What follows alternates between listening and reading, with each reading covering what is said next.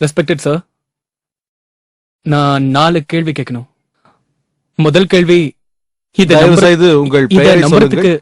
ஒவ்வொரு கேள்வியாக கேளுங்கள் சகோதரர். ஷிஜில்,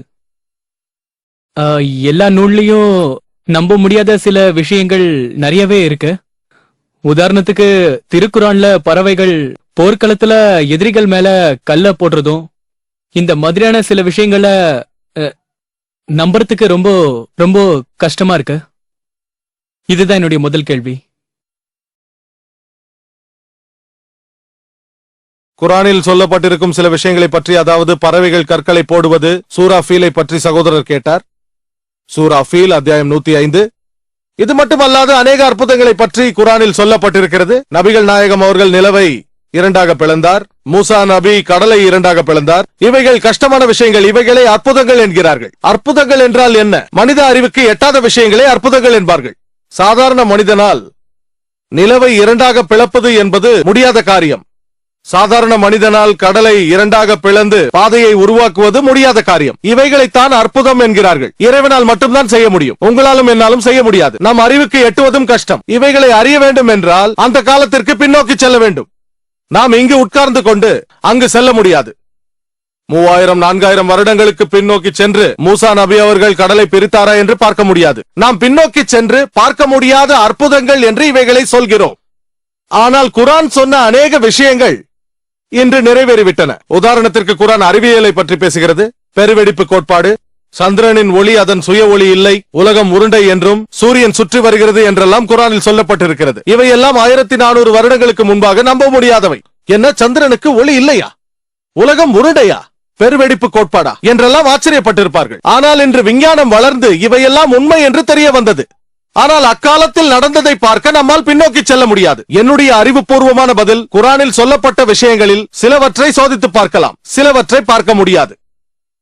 நம்மால் பின்னோக்கி செல்ல முடியாது. நடந்தவைகளுக்கு பல அர்த்தங்கள் இருக்கலாம். இன்று நாம் சோதித்து பார்க்கக்கூடிய அந்த விஷயங்களை, 80% விஷயங்களை நாம் சோதித்து பார்க்கலாம். குரானில் சொல்லப்பட்டிருக்கும் 80% விஷயங்களை நாம் சோதித்து பார்க்கலாம். அவைகள் 100% சரி என்று தெரிய வரும். சோதிக்க முடிந்தவைகளில் 1% கூட தவறானதல்ல. இதில் உள்ள பெரும்பாலான விஷயங்கள் வரலாறு என்று நான் கருதுகிறேன். உண்மைதான் சகோதரரே, இவையெல்லாம் வரலாறு. ஆனால் நீங்கள் இது நடக்கவில்லை என்று அந்த காலத்திற்கு பின்னோக்கி சென்றால் தான் சொல்ல முடியும். மூசா நபி அவர்கள் கடலை பிரித்தார் என்று குரான் சொல்கிறது. இல்லை என்று உங்களால் நிரூபிக்க முடியாது. உண்மை என்றும் நிரூபிக்க முடியாது. ஏனெனில் நம்மால் பின்னோக்கி செல்ல முடியாது. 3000-4000 வருடங்களுக்கு பின்னோக்கி செல்ல முடியுமா? முடியாது. ஆகவே அறிவுபூர்வமான பதில், இவை நடந்தும் இருக்கலாம், இல்லாமலும் இருக்கலாம். இரண்டில் எதுவாகவும் இருக்கலாம். பறவைகள் கற்களை போட்டும் இருக்கலாம், போடாமலும் இருக்கலாம். சரியா? இவைகளுக்கெல்லாம் பல அர்த்தங்கள் இருக்கலாம். நீங்கள் அணு ஆயுதங்களை பற்றி பேசினால் 1000 வருடங்களுக்கு முன்பு நம்பி இருப்பார்களா? சொல்லுங்கள். முட்டாள்தனம் என்று சொல்லியிருப்பார்கள். சரியா தவறா? ஆனால் இன்று நாம் நம்புகிறோம் அல்லவா? ஏனென்றால் விஞ்ஞானம் வளர்ந்து விட்டது. அப்படி வளர்ந்ததால் இன்று அணு ஆயுதம் என்றெல்லாம் இருக்கிறது. பறவைகள் கற்களை போடுவதில் என்ன பிரச்சனை? சாதாரண விஷயம். அணுகுண்டு அதைவிட கடினமானது. ஆகவே நம்மால் பின்னோக்கி செல்ல முடியாது. ஆகவே என்னுடைய அறிவுபூர்வமான பதில், இன்று நாம் குரானில் கூறப்பட்டிருக்கும் 80% விஷயங்களை ஆராய்ந்து சாட்சி கூறக்கூடிய விஷயங்களில் 100% சரி என்று சொல்லலாம். ஆனால் 20ஐ ஆராய முடியாது, பின்னோக்கி செல்ல முடியாது. சொர்க்கம் நரகம் இருக்கிறதா என்று நிரூபிக்க முடியாது.